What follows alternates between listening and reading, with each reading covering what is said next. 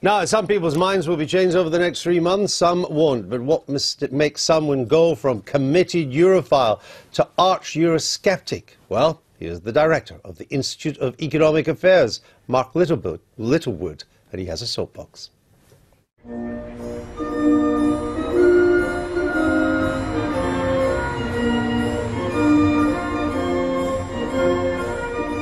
I used to believe in the European dream, a free market, liberal, open and democratic brotherhood of man. So inspired was I by this vision that 20 years ago I even became president of the UK branch of the Young European Federalists. But look what's happened since. With every passing year I've had to come to terms with the European Union as it is, not as I would like it to be. The EU has become a sprawling, inefficient, petty, self-obsessed bureaucracy with a vociferous appetite for controlling nearly every aspect of our lives, however tiny. It is wonderful that we have had peace in most of Europe for over 70 years, but that has not been brought about by Eurocrats issuing directives stipulating the maximum suction power of a vacuum cleaner. Worse still, the EU has failed to tackle the big issues. Rules around the single currency have largely been observed in the breach. Only Luxembourg has abided consistently with the convergence criteria since 1999. And the migrant crisis has found the European Union badly wanting. These might be surmountable problems if the European Union had a genuine appetite to reform itself. But it doesn't. To witness the British Prime Minister staying up, negotiating until 5:30 in the morning, arguing over how he would be allowed to spend about £25 million worth of child benefit, barely 0.1% of our total welfare spending, was utterly farcical. It is true that leaving the European Union would involve some uncertainties and even a few risks, but virtually every substantial human achievement involves having the guts to go it alone.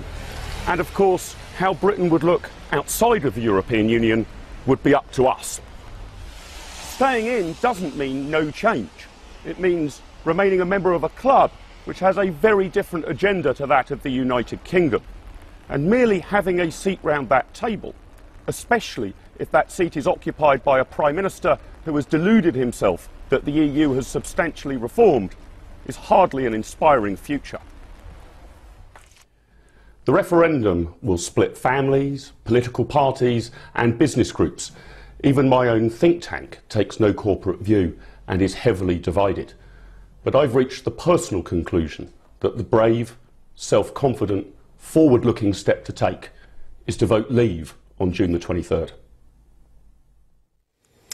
And as if by magic, Mark Littlewood leaves the IEA and joins us here in the Daily Politics Show. You don't have far to walk, it's just around the corner. That's right. Welcome here. Now, when you were once the president of the UK branch of the Young European Federalists. That's right, 20 years ago, yeah. So I guess you didn't get out much when you were young. That's right, yeah. I mean, it felt like a good hobby at the time. Mark's journey, though, is not uncommon.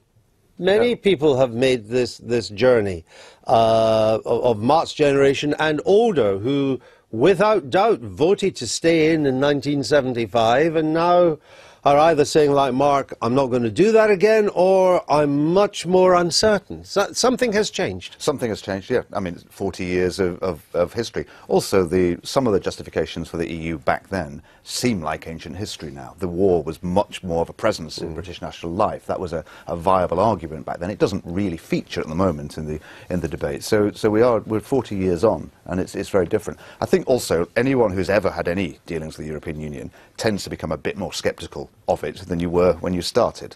I've had some dealings myself, and you cannot help but be frustrated by its endless delays, etc., the sort of things Marx was saying. I don't myself conclude that therefore it's better to come out, because you very candidly said in the film, Mark, that there are risks with coming out. I'd be interested to hear what you think those risks are.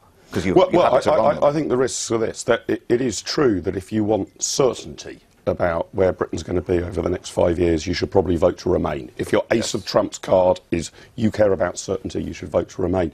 The risk would be this. A very powerful impulse, won't it? A lot of businesses, for example. It may be, and I'm readily conceding that out is less certain than in. So certainty is what you want, vote to remain. The risks are, what sort of trade deals could we get, how quickly? What would our relationship with the rest of the European Union look like? Would we be in EEA? Would we be in EFTA? Would we reform those sort of free trade arrangements? That is a lot of uncertainty. And big business particularly doesn't like uncertainty, right? So I'm unsurprised that most of the FTSE 100 want things as they are. Unless things are utterly terrible, the status quo is the default option for people who are doing well out of the status quo. So there would be some degree of uncertainty. I've reached the conclusion... A lot, actually. I mean, that's an awful lot. I mean, that's a lot not to know, isn't it? Would there not also be uncertainty in staying in? Yes. I can understand the argument that there would be less uncertainty staying in, because it's the status quo, but the status quo isn't going to last forever. There is uncertainty in the future of migration policy, particularly if Turkey is going to become much closer to the EU, which is already beginning to happen. So that's an uncertainty of the number of migrants that we may face from the EU. And we don't know how the Eurozone is going to consolidate itself in the future and exactly what the fallout will be for us, which could be a big uncertainty. Yes, and if you vote out, you probably get both sets of uncertainty. I mean, the future is always uncertain, but we can't kid ourselves that we'd somehow be isolated from those problems even if we were out. I think it's still the case, that I think Mark would accept this too, that the uncertainty of not even knowing what our relationship is on trade, for example, with the European Union is a huge one, and it could take us years. And there's another risk too, which we might end up pretty much where we are anyway. That negotiation might lead... That hardly sounds like a risk. No, it's a risk for those people who want to leave. They're making the case that actually there's a future for us which is significantly better. It may well be the case that the future for us, even if we leave, is not that different. Well, in that case, leaving would not be a risk, right? I mean, to my mind, this goes to the kind of confidence around the United Kingdom and this sort of cling to nurse for fear of worse idea. Do you believe that the United Kingdom, in the 2 years or so that it would take for us to negotiate exit from the EU, could put in place sensible, pragmatic, improved trade deals with the rest of the EU and the rest of the world? Or do you actually think that the United Kingdom and our government, of whatever complexion it might be by then, is incapable and incompetent of doing so?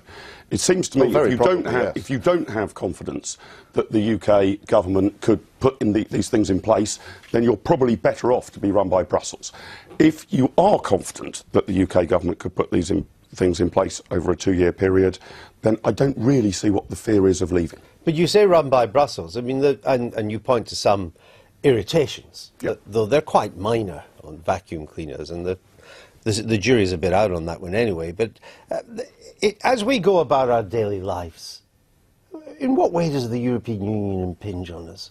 Well, you're right. The vacuum cleaner thing is a side issue, really. Okay, this is not substantially diminished British GDP. I didn't bring it up. There's an EU issue on vacuum cleaners. But I think it goes to the nature of the beast, right? That whilst there are substantial, serious issues confronting the European Union, the stability of the Eurozone, the migrant crisis, what we actually have in Brussels is committees of people who are dealing with trivial health and safety standards. That is not necessarily a major impact on the British economy, but it speaks to the nature of the European project. But as you go about your life today, in what way will the EU impact on what you do? Well, I think virtually every consumer product that you can buy in the United Kingdom is regulated by European Union standards. So anything you buy in a shop will be dictated to some degree by European Union standards. But what could you buy here that you can... what couldn't you buy here that you could buy in America?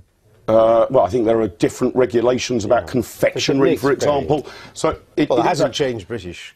Well, the issue is this, Andrew. See, what I'm a bit worried about is the British government too often hides behind the fig leaf of European Union directives. It is not the case that we have a bunch of civil servants who are secret free market liberals.